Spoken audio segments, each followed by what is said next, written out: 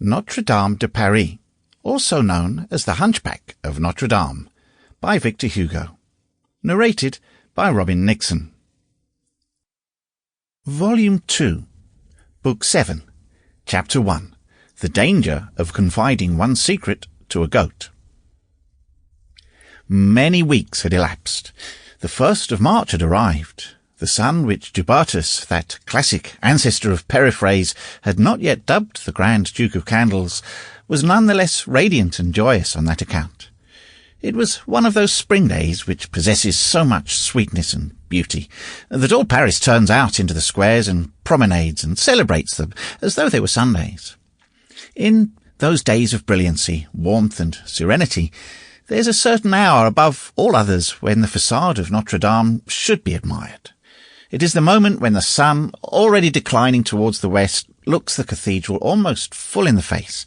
Its rays, growing more and more horizontal, withdraw slowly from the pavement of the square and mount up the perpendicular facade, whose 1,000 bosses in high relief they cause to start out from the shadows, while the great central rose window flames like the eye of a cyclops, inflamed with the reflections of the forge. This was the hour.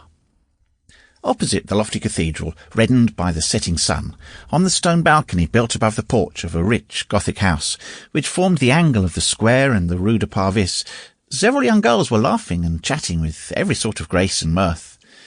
From the length of the veil which fell from their pointed coif, twined with pearls, to their heels, from the fineness of the embroidered chemisette which covered their shoulders and allowed a glimpse, according to the pleasing custom of the time, of the swell of their fair virgin bosoms, from the opulence of their under-petticoats, still more precious than their overdress, marvellous refinement, from the gauze, the silk, the velvet, with which all this was composed, and, above all, from the whiteness of their hands, which certified to their leisure and idleness, it was easy to divine that they were noble and wealthy heiresses.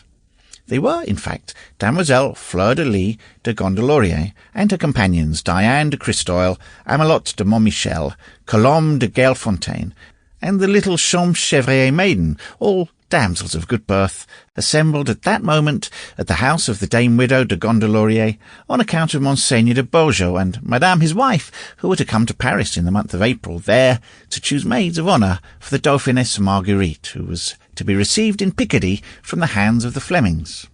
Now, all the squires for 20 leagues around were intriguing for this favour for their daughters, and a goodly number of the latter had already been brought or sent to Paris, and these 4 maidens had been confided to the Sample complete.